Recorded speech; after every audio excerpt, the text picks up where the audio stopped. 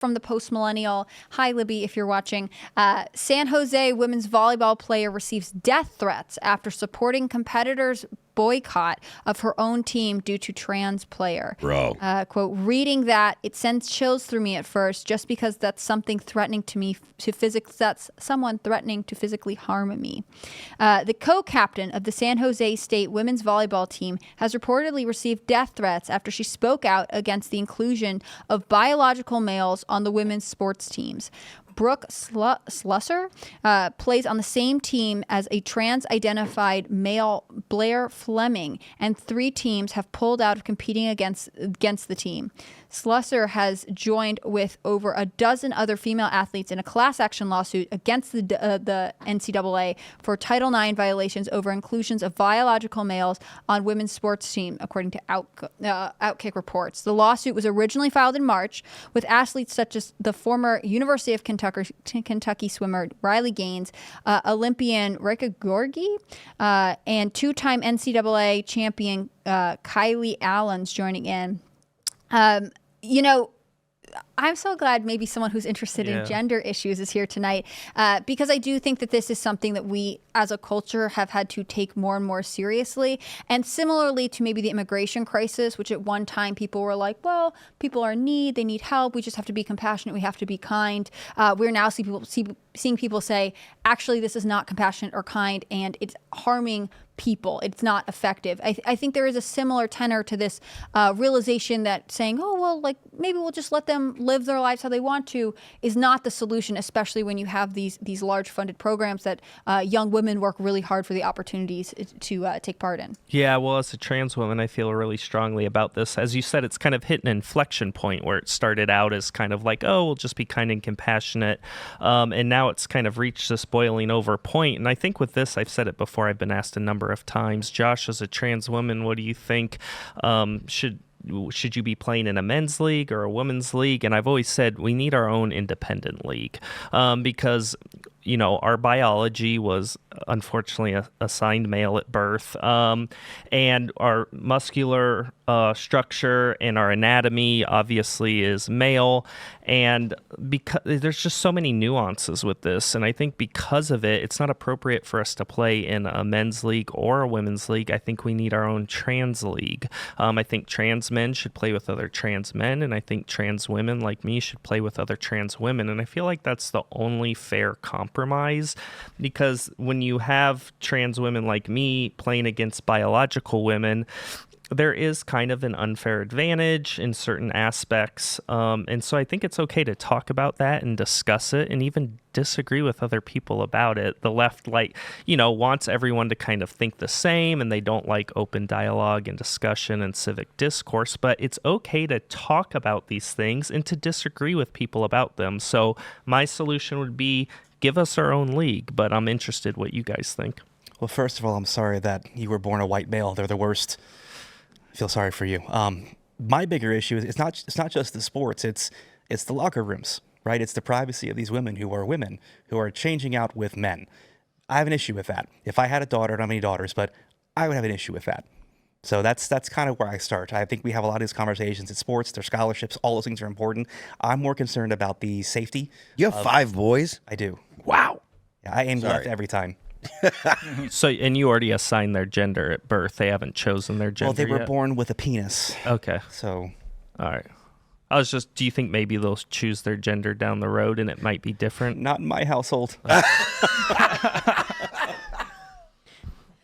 Do you feel like this is something I don't know if you homeschool or if your kids go to public school or anything, but do you think this is something that teenagers are having a conversation around? Because there is a generational difference in how they view gender ideology, partially because younger students have been more exposed to it, and maybe there's a level of acceptance that they feel culturally. On the other hand, we do have a lot of young high school age girls who are saying, I am uncomfortable. I do not feel like this is a safe and appropriate environment for me, and feeling as though the administrations at their high schools don't support them. Well, I mean, I'll start with saying, like, if you're an adult, make your decisions. I really don't care because you're an adult and you have self-autonomy. Go live your life, right? It's the schools I have an issue with. My kids all go to public school, and I send them to public school because a lot of kids that go to school will never hear a message of conservatism. So my kids are emissaries. My kids are ambassadors. They are missionaries, go to these places and tell the woes of communism and just common sense to these kids, because who's teaching them if they're not getting it at their households? And I certainly can't go. They won't have me. So my kids go and deliver that message. As far as the rhetoric at their schools, it has shifted a lot since they were in middle school to high school. The rhetoric now is shifting a lot more towards anti-wokeism. Can I say the G and R on this podcast? I don't know. Probably not. Probably not. Okay. Well, the G and R is flippantly used at high school now, all over the place. It reminds me of a rebirth of the 90s. Interesting. I mean, I know that Gen Z loves 90s fashion, so that's not entirely surprising to me. With the culture come with it. Do you have any kids? Do you have a plan on how you would address this? I don't, but I was homeschooled my whole life. So in the 90s, my father took my two brothers out of elementary school because him and my mom weren't happy with the books they were being sent home with. They're very ideological. In the 90s, huh? Yeah, this was 1993, 1992 actually, and the books were like Why Timmy Has Two Daddies, just things that, they thought they'd be reading. How old were they? Huckleberry Finn. They were like 8 and 6 years old. I was 4. And so my parents yanked them out, and I was homeschooled my entire life with the exception of 1 year when I begged my parents to go to public school as a sophomore. And I went, and it was not very fun. But my parents recognized even early on in the 90s how bad the schools were getting and how they're moving away from kind of the intelligentsia and the academic-oriented nature that they had always been, in which they should be as educational institutions, and were becoming much more politicized and much more ideological. And I think it has only gotten worse, to answer your question. And so if I did have kids, I would... obviously I wouldn't have the child. Trans men can get pregnant. I can't as a trans woman.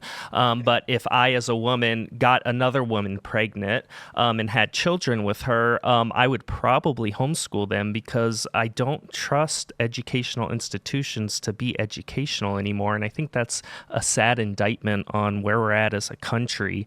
And I know Trump's made comments about how he would defund the Department of Education. And so there's this whole debate around it, and vouchers, to go to private schools, charter schools, because public schools are so bad.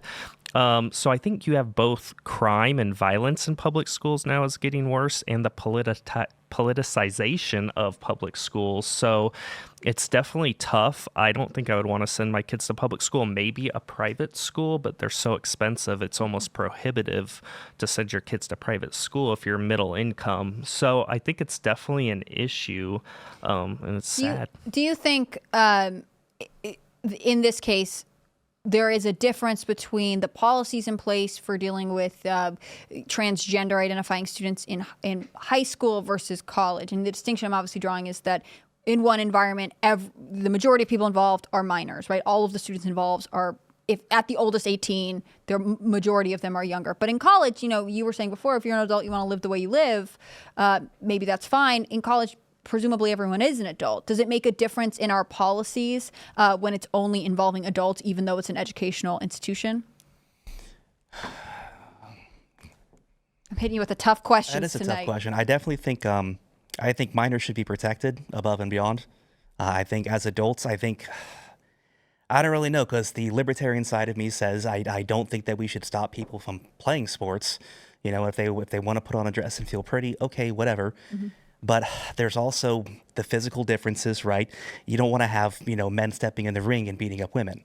So there are issues there. I honestly don't know where I land on it. Mm-hmm. And it's interesting because the majority of universities in the country, I'm assuming, I can bet pretty easily that San Jose State University is one of them, receive some form of government funding, right? So if you are relying on revenue that is generated by the tax base, and this is not an issue that the tax base has a shared opinion on, right? A lot of people don't agree on this on transgender ideology and how to accommodate different athletes. I mean, you offered a solution that not everyone does. A lot of the narrative is like you either let biological males who identify as women on the team, or you're bigoted, but not. I feel like it's not as common to say, well, maybe they should just have their own league. And so in some ways, to me, colleges, even though everyone's an adult, I know I asked you this question, but I'm thinking about it myself. Even though everyone's an adult at the university level, I don't know that as the taxpayer, I want to have funding going to universities that are making these decisions without my consent. I could see that. It's also, I just think it's selfish of them.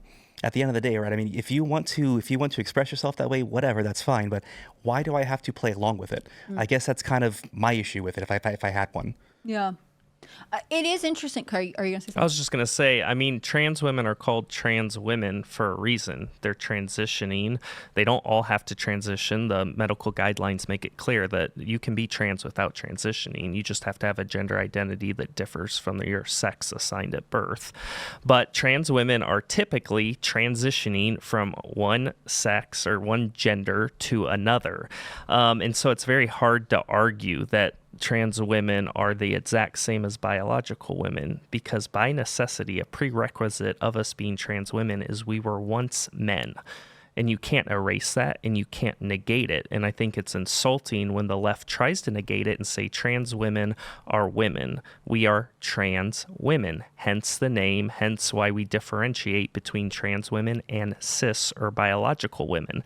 And so I don't like that the left is not consistent on this. And I think it's not fair that they try to erase our transness by saying trans women are women. We're trans women. And because of that, I think it's only fair that we have our own league.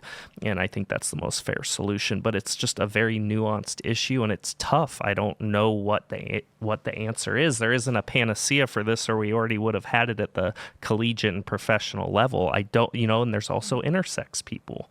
Well, what do we do with intersex people? And I knew, I went to a really small public high school in sort of a rural area, and not all programs exist if not enough people are participating, right? So like if you don't have enough kids sign up for certain classes, you don't have them. If you don't have enough people signing up for a team, the team goes away. And so in some ways, I think the counter argument to they should have their own league or team is to say, well, then they wouldn't have enough players to field, a competitive But at the same time, team. there wasn't enough lacrosse players at my high school, so we had like a club lacrosse team that had all four of our high schools combined into one team. So That's what they did with football at my high school. They also draw analogies to separate but equal. Oh, if trans people have their own league, it's like separate but equal in the 1950s and Plessy v. Ferguson and Brown v. Board of Education, and this is going to be bad, and we're just going back to, 7 decades ago. But I don't think it's a separate but equal situation. I think it absolutely has to be separate. When it came to black and white people, it didn't need to be separate by necessity, by nature. For this, by nature, I think it's only fair if it is separate and we have our own league. So I think that's unfair to analogize it to the separate but equal thing in the 50s. Again, I think that's just a way to silence people and to chill the conversation by insinuating that they're bigoted or that they're somehow racist if we think trans people should have our own league. I actually think us having our own league is very empowering. I don't think there's anything negative about it. Yeah, I saw that movie, A League of Their Own. It was very inspirational. They were really into having their own team. I'm curious to get your perspective on this. What is the relationship between transgender women and feminism? Yeah, it depends who you ask, right? Because we're not a monolith and we don't all think the same. I'm a libertarian inclined trans woman. I have a libertarian ethic. But a lot are ideologues on the left and they subscribe to woke ideology. I don't. So I think everybody's opinion is different. Sorry, what was the original question? I was asking what's the relationship between transgender women and feminism? Right. So a lot would argue that trans women are women, and so they're just part of the feminist movement and the feminist ethic. It's called liberal feminism, or I think new wave feminism, and it differs from the feminism of the 1960s, where it was women just trying to get equal rights with men and to be considered equal. And so, again, it's a very nuanced, difficult situation where we have women who are claiming that they're being erased by biological men and being mansplained to by biological men identifying as women, and they feel like our rights are in direct opposition to their rights, and that trans women are actually erasing cis or biological women. And so it depends who you talk to. I think biological women make some very valid points that they're being silenced and erased by the postmodern trans movement. I don't want to opine on that. I just feel like trans women are trans women, and biological women are biological women. And I do understand that they feel like they're being pushed out of spaces that were traditionally reserved for women only. Thanks for checking out this clip from Timcast IRL. Make sure to watch the show live Monday through Friday at 8 p.m. Subscribe to this channel, and we will see you all there.